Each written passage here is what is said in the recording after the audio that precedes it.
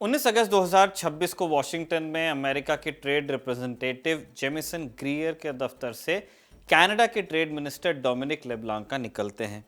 लेब्लांका अपनी टीम के साथ पिछले कुछ दिनों से यूएस में थे, ट्रेड डील पर मीटिंग कर रहे थे।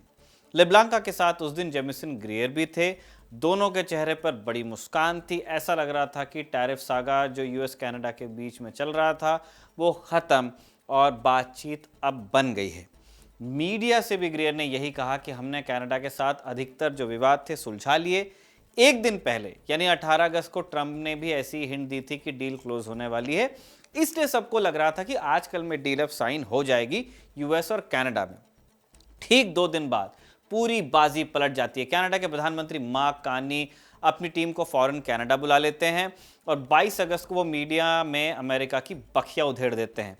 कहते हैं कि ट्रेड डील टूट चुकी है। बात कई महीनों से चल रही थी, अधिकतर चीज़ों को लेकर सहमति भी बन गई थी, लेकिन आखिरी पलों में अमेरिका ने कुछ ऐसी मांगे रख दी जिन्हें हम कबूल नहीं कर सकते, इसलिए हम डील नहीं कर रहे। लड़कों को भी हमने वापस बुला लिया जिनको भेजा था।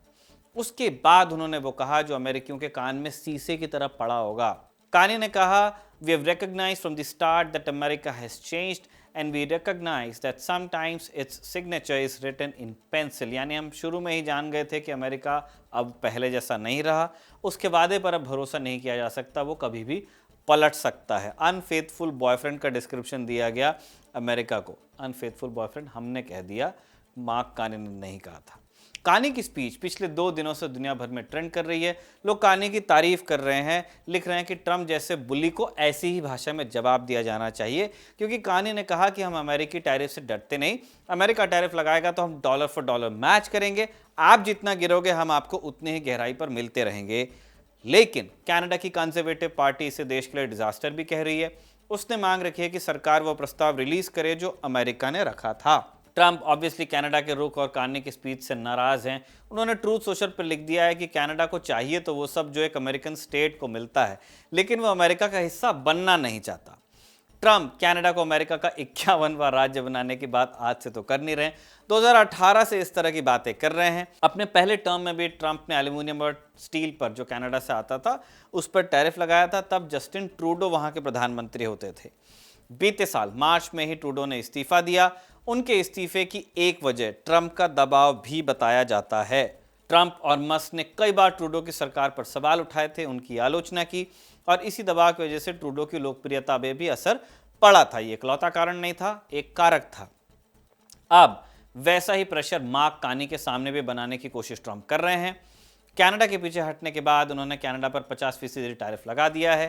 कनाडा हर साल लगभग $20 बिलियन का सामान अमेरिकियों को बेचता है। भारतीय रुपयों में रकम करीब 2 लाख करोड़ होती है, जिस पर अब 50% का टैरिफ लग जाएगा, 1 लाख करोड़ का। ऐसे में कौन ही खरीदार होगा जो इतना महंगा सामान जो कनाडा से आएगा उससे खरीदेगा। यानी एक तरह से अमेरिका के मार्केट से कनाडा की रुखसती का ऐलान हुआ है। लेकिन कार्नी अमेरिका के सामने झुके नहीं हैं। उन्होंने अमेरिका पर डॉलर फॉर डॉलर टैरिफ लगाने का ऐलान किया, यानी जितने डॉलर का अमेरिका टैरिफ लगाएगा उतनी ही रकम का टैरिफ कनाडा भी अमेरिका पर लगाएगा और ये टैरिफ 8 सितंबर से लागू भी हो जाएगा। बात यहां सिर्फ कनाडा और अमेरिका की नहीं है। कई जानकार चिंता जता रहे हैं कि जब अमेरिका कनाडा के साथ ट्रेड डील में ऐसा कर सकता है, आखिरी पल में बदल सकता है, तो दूसरे देशों के साथ भी तो ऐसा करने में गुरेज नहीं करेगा।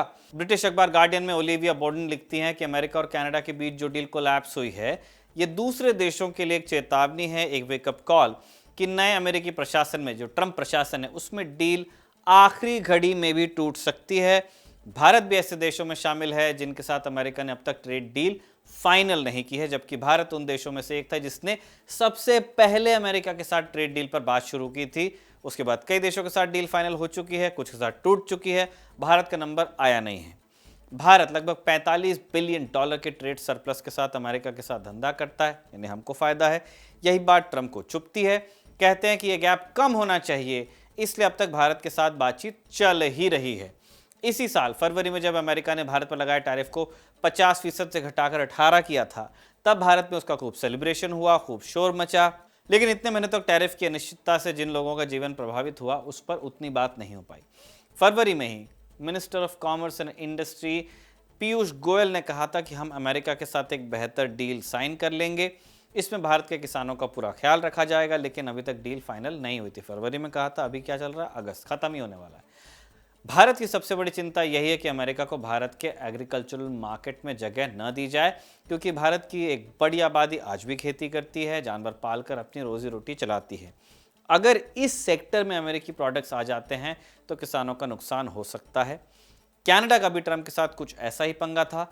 ट्रंप ने 23 अगस्त को जो पोस्ट किया उसमें भी ये लिखा गया कि कनाडा अमेरिका के किसानों पर बहुत लंबे समय से टैरिफ लगा रहा था, लेकिन वो अब ऐसा नहीं कर पाएगा। ये बात सिर्फ कनाडा को लेकर नहीं है, ब्राजील, चीन, साउथ कोरिया, हर डील में ट्रंप ने इंश्योर किया कि उनके किसानों का प्रोडक्ट दुनिया खरीदे, क्योंकि ट्रंप को अमेरिका के किसान बड़ी संख्या में वोट देते हैं। भारत के साथ इसी मुद्दे पर बात आगे बढ़ती जा रही है, लेकिन भारत के साथ डील भविष्य की बात है, वर्तमान है कनाडा। कानी ने डील को कैंसिल कर दिया है और ट्रंप को भी खुलकर बातें सुना दी हैं। इसलिए आज के शो में हम जानेंगे कि कानी ने अमेरिका के साथ डील कैंसिल क्यों की, आखिरी पलों में किन मुद्दों पर बात बिगड़ी और इसका खमियाजा किसे भुगतना पड़ सकता है। नमस्कार, स्वीकार कीजिए निखिल का, आप खबरगांव का डेली इंटरनेशनल बुलेटिन राजदूत देख रहे हैं।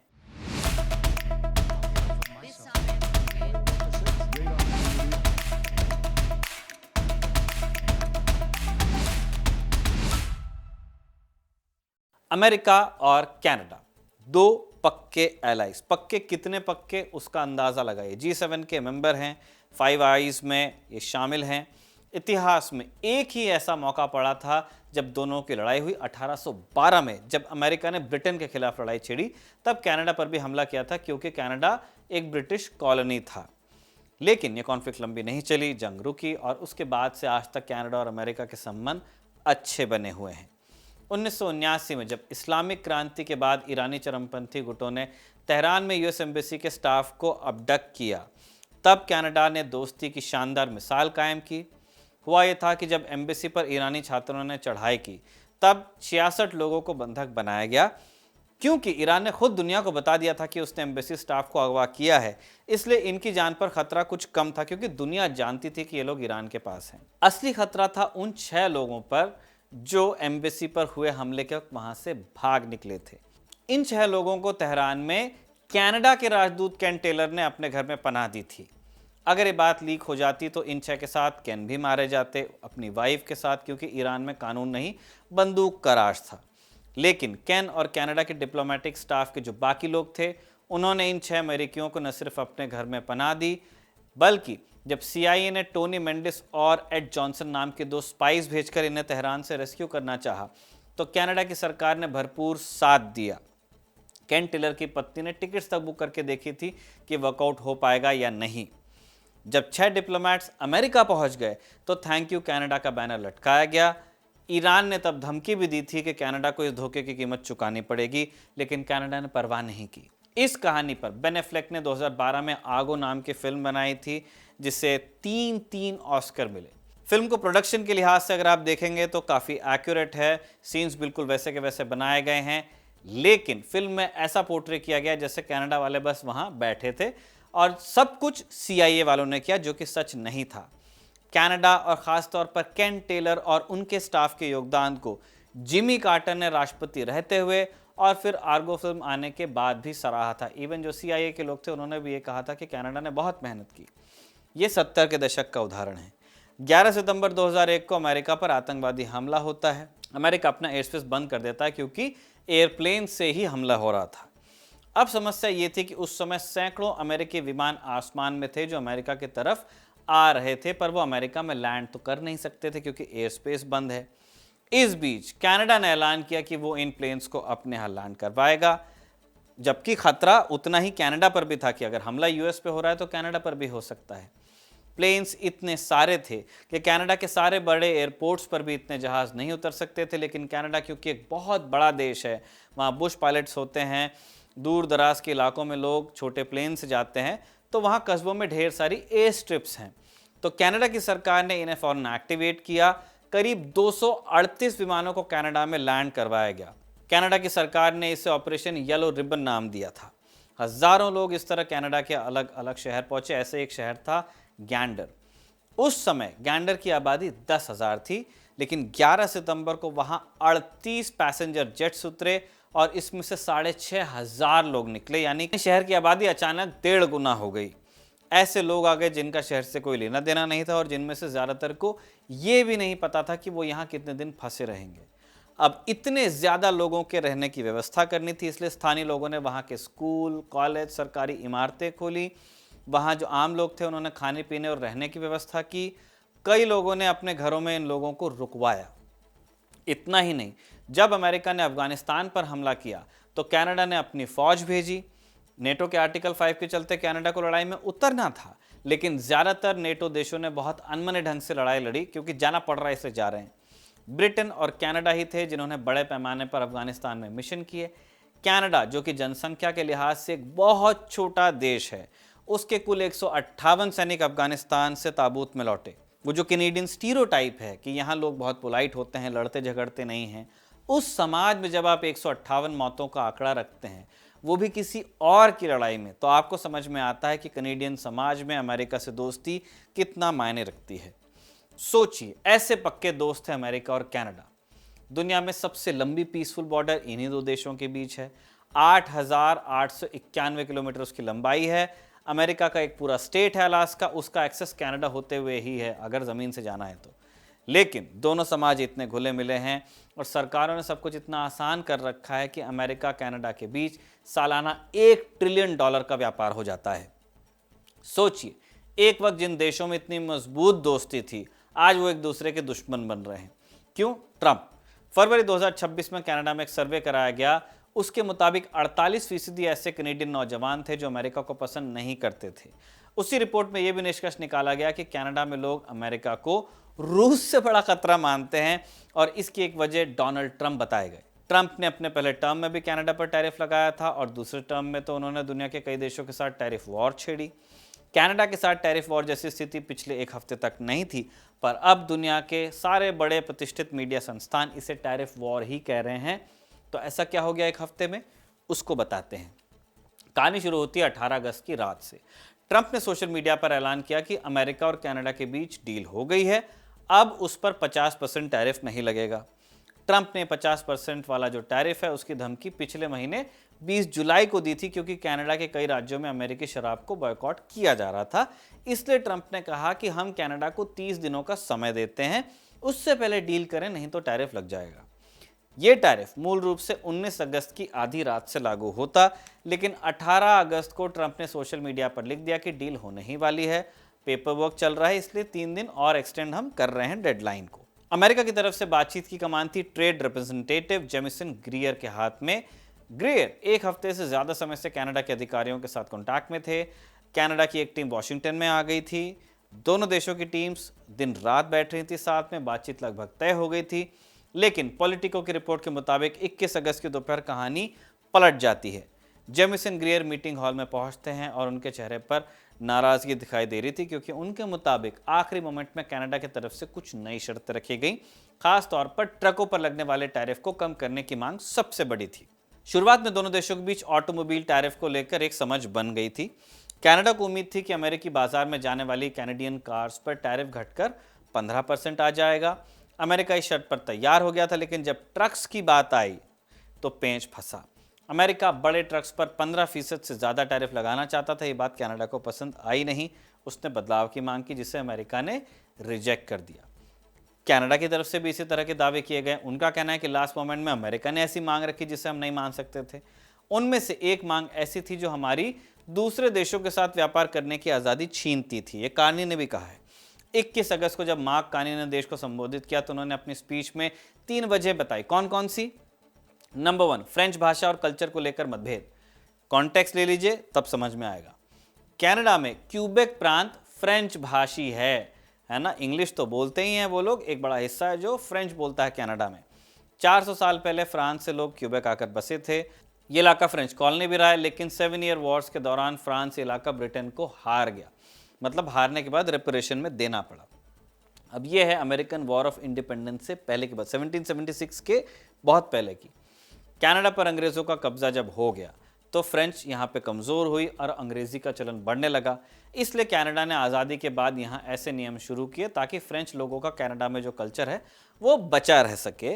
दूसरी और ज्यादा बड़ी वजह थी कि फ्रेंच आइडेंटिटी के आधार पर अलगाववाद को पनपने से रोकना चाहता था कनाडा का प्रशासन कि कहीं क्यूबेक टूटकर अलग ही ना हो जाए। तो 1977 में charter of the French language आया, जिसे आमतौर पर बिल 101 कहा जाता है, 101। इस कानून ने फ्रेंच को क्यूबेक की आधिकारिक भाषा बनाया। इसी तरह का एक नियम वहां चलता है जिसका नाम है बिल 96। इस कानून के तहत क्यूबेक में बिकने वाले सामान पर फ्रेंच भाषा में जानकारी देना जरूरी है। अमेरिका को इन नियमों पर आपत्ति है। उसका कहना है कि ऐसे नियमों की वजह से अमेरिकी प्रोडक्ट्स क्यूबेक में कैसे बिकेंगे। अब विवाद जो है सिर्फ प्रोडक्ट्स बेचने तक सीमित नहीं है। अमेरिका को एक और कानून से दिक्कत है जिसका नाम है बिल 109। इसके तहत नेटफ्लिक्स, स्पॉटिफाई, एप्पल जैसी जो स्ट्रीमिंग सर्विसेज हैं, उनको क्यूबेक के लोगों के लिए फ्रेंच भाषा के कंटेंट को प्रमोट करना है। अमेरिका का कहना है कि ऐसे नियम धंधे में रुकावट पैदा कर सकते हैं। इसी वजह से अमेरिका ने बिल 109 को भी खत्म करने की मांग की है। इस नियम पर अमेरिका में ऑलरेडी बवाल मच चुका है। कई रिपब्लिकन सेनेटर्स ने इसका विरोध किया था और आज ट्रेड डील में यह बड़ी अड़चन बन गई है। मार्क कार्नी कह रहे हैं कि हम इस पर कॉम्प्रोमाइज नहीं करेंगे। दूसरा मुद्दा था धंधा करने की आज़ादी का। कार्नी ने कहा कि अमेरिका यह भी तय करना चाह रहा था कि कनाडा किससे बिजनेस करे और किससे नहीं। जब से अमेरिका ने कनाडा पर टैरिफ लगाना शुरू किया, कनाडा ने दुनिया के दूसरे देशों के साथ धंधे की बात शुरू की। इंडोनेशिया और संयुक्त अरब अमीरात जैसे देशों के साथ पिछले कुछ महीनों में डील्स हुई हैं कनाडा की। ईयू के साथ बिजनेस बढ़ा है और भारत के साथ भी ट्रेड टॉक्स शुरू हुए हैं। भारत के साथ संबंध वैसे भी कनाडा सुधार ही रहा है। ग्लोबल न्यूज़ के मुताबिक पिछले एक साल में कनाडा ने 20 नई डील साइन की हैं। तीसरा मुद्दा था हैवी व्हीकल्स का, खास तौर पर इसमें ट्रक्स वाली बात अटक गई जो हमने आपको बताया ही। ग्लोबल न्यूज़ के मुताबिक अमेरिका कारों में छूट देने के लिए राजी था, लेकिन हैवी ट्रक्स पर छूट नहीं देना चाहता था। कार्नी कह रहे हैं कि अमेरिका ने लास्ट मोमेंट में नए अपडेट्स लाए। कुछ एक नियम को लेकर अमेरिका भी कनाडा पर इसी तरह के इल्ज़ाम लगा रहा है। ऐसे में सवाल उठता है कि जब पिछले साल मार्च से ट्रम्प ने टैरिफ लगा दिया था, तब से ही दोनों देशों के बीच बात चल रही थी, तो फिर जुलाई और अगस्त में ये सब क्यों सामने आ रहा है? अमेरिकी न्यूज़ साइट पॉलिटिको में एक बड़ी इंटरेस्टिंग बात रिपोर्ट की गई है। इसमें लिखा गया है कि अमेरिकन साइड में तालमेल की भी कमी थी। अमेरिका की तरफ से बातचीत को लीड कर रहे थे जेमिसन ग्रियर, लेकिन कई मुद्दे ऐसे थे जिन्हें अमेरिका के कॉमर्स मिनिस्टर या सेक्रेटरी ऑफ कॉमर्स जो हैं हार्वर्ड लुटनिक ही डील कर सकते थे। वो उनके अधिकार क्षेत्र में आते थे। दर्शकों को अगर हार्वर्ड लुटनिक याद नहीं आ रहे हैं तो ये वही साहब है जिन्होंने कहा था कि भारत अमेरिका के बीच ट्रेड डील इसलिए नहीं हो पाई है क्योंकि पीएम मोदी ने ट्रंप को फ़ोन नहीं किया। पॉलिटिको में लिखा गया है कि ग्रियर जो इस बातचीत को लीड कर रहे थे, उनके ऑफिस ने लुटनिक को प्रस्ताव देरी से पहुंचाए, इसलिए लुटनिक की टीम जो बदलाव करना चाहती थी वो समय पर हो नहीं पाए और डील में आखिरी मोमेंट पर बदलाव करने पड़े। याद कीजिए, इसी तरह के इल्ज़ाम ईरान की तरफ से भी अमेरिका पर लगाए जा चुके हैं। जब फर्स्ट राउंड की बातचीत के लिए ईरान और अमेरिका की टीम इस्लामाबाद में मिली तो ईरान पूरी तैयारी से आया था। बैंकिंग एक्सपर्ट से लेकर न्यूक्लियर एक्सपर्ट तक वो साथ में लेके आए थे, लेकिन अमेरिका तैयारी से नहीं आया था। खुद अमेरिकी मीडिया में रिपोर्ट किया गया कि छोटी छोटी बात पूछने के लिए जेडी वैंस अमेरिका में मौजूद टीम को फ़ोन करते थे, इसलिए डील क्लोज ही नहीं हो पाई। अब कनाडा के संदर्भ में भी यही बात कही जा रही है कि जो भी मुद्दे कार्नी अमेरिका पक्ष गिना रहा है वो ऐसे नहीं है कि उन पर सहमति बनाना असंभव है। इसलिए लगता ऐसा है कि अमेरिका ने आखिरी वक्त पर नई शर्तें जानबूझकर इंट्रोड्यूस की ताकि कनाडा पर प्रेशर बढ़ाया जा सके। आज या कल कनाडा और अमेरिका के बीच डील होनी ही है और इस बात में कोई शक नहीं है कि कनाडा को अमेरिका की ज़्यादा ज़रूरत है। कनाडा का सबसे बड़ा व्यापारिक साझेदार अमेरिका है। Agriculture, energy, food product, oil sand जो कनाडा में होते हैं, इन सब प्रोडक्ट्स के लिए कनाडा अमेरिका पर निर्भर है। अगर यहाँ एक्सपोर्ट नहीं होंगे तो कहाँ भेजेंगे? तो ये तो हमने कनाडा का एक्सपोर्ट बताया। कनाडा इंपोर्ट क्या करता है अमेरिका से? तेल लेता है, जो अमेरिका के लिए अनोखी चीज़ नहीं है। वहीं कनाडा अमेरिका को सबसे ज़्यादा गाड़ियाँ और उसके पार्ट्स बेचता है। हर साल $50 बिलियन से ज़्यादा का धंधा केवल इसी तरह का होता है। ऐसे में अगर अमेरिका से सप्लाई प्रभावित होती है तो कनाडा को ज़्यादा पेन झेलनी पड़ेगी। और ये बात कार्नी भी जानते हैं। ये बात उन्होंने अपनी स्पीच में कही भी कि कनाडा के लोग महंगा सामान लेंगे और उनके रिप्लेसमेंट में भी वक्त लगेगा, लेकिन कार्नी ने जिस तरह की हिम्मत दिखाई है उसकी कनाडा में खूब सराहना हो रही है। खुद उनकी पार्टी के जस्टिन ट्रूडो ट्रंप को इस तरह जवाब नहीं दे पाए थे। ट्रूडो छोड़िए, चीन के जिनपिंग, ब्राज़ील के लूला डिसिल्वा और इटली की जॉर्जिया मेलोनी, इन तीन को छोड़ दिया जाए तो इस कार्यकाल में ट्रंप को जवाब देने की हिम्मत किसी ने नहीं की है। दावोस में वर्ल्ड इकोनॉमिक फोरम की जो बैठक हुई थी उसमें भी मार्क कार्नी ने ट्रंप का नाम लिए बिना उन्हें आड़े हाथों लिया था। उस समय उन्होंने बदलती विश्व व्यवस्था और उसमें अमेरिका की भूमिका की आलोचना की थी। उस भाषण के बाद भी ट्रंप नाराज हुए थे और कह दिया था कि कनाडा अमेरिका के रहमो करम पर चलता है। तब कानी ने संयम से काम लिया, जुबानी जंग को एस्केलेट नहीं होने दिया, क्योंकि ट्रेड डील की बात चल रही थी। अब डील टूट चुकी है तो कानी ने खुलकर मोर्चा संभाल लिया है, ये जानते हुए भी कि ट्रंप से पंगा लेने पर मस्क और उनके गुर्गे कानी के पीछे पड़ सकते हैं, पॉलिटिकल करियर खतरे में पड़ सकता है, जिस तरह ट्रूडो और स्टामर के साथ हुआ। इसलिए हमने कहा कि कानी की हिम्मत को अलग तरह से देखने की जरूरत है। लूला डी सिल्वा ने ट्रंप की अमेरिका की आलोचना की तो उसे आइडियोलॉजी के चश्मे से देखने का प्रयास किया गया, खारिज किया गया कि लूला तो है ही वामपंथी, उन्हें क्यों अमेरिका पसंद आएगा। शी जिनपिंग ने जब ट्रंप को भाव नहीं दिया तो कह दिया गया कि चीन के पास चुंबक वाला लीवर है, इसलिए वो अमेरिका को लाल आंख दिखा सकता है। बाकी देशों ने लेकिन अपनी कमजोरी को अपनी ढाल बनाया कि अमेरिका इतना ताकतवर है कि उसके साथ हमारा ट्रेड नत्थी है, हम उसको कैसे जवाब दें। अपमान सहते रहे, नाम लेने से बचते रहे। मार्क कार्नी और कनाडा ठीक उसी स्थिति में थे। कनाडा का पूरा धंधा अमेरिका पर निर्भर है। कैनेडियन प्रोडक्शन, सप्लाई चेन और यहाँ तक कि कनाडा में जो चीज़ें कंज्यूम की जाती हैं लगभग पूरी तरह अमेरिकन सिस्टम के साथ काम करने के लिए डिजाइंड हैं फ्रॉम ग्राउंड अप। अमेरिका के बिना कनाडा वैसे ही है जैसे भारत के बिना बांग्लादेश। लेकिन कानी ने हिम्मत दिखाई है कि अगर कोई बकवास ही करता रहे तो अपमान पीते रहना जरूरी नहीं है, पलटकर जवाब भी दिया जा सकता है एक संप्रभु राष्ट्र के द्वारा। इसी नोट पर हम राजदूत के इस एपिसोड को कंक्लूड करते हैं। फीडबैक ज़रूर दीजिएगा कि एपिसोड आपको कैसा लगा। इसे साजिद के साथ मिलकर लिखा गया है और अयान ने इसे रिकॉर्ड किया। आप देखते रहिए खबरगांव।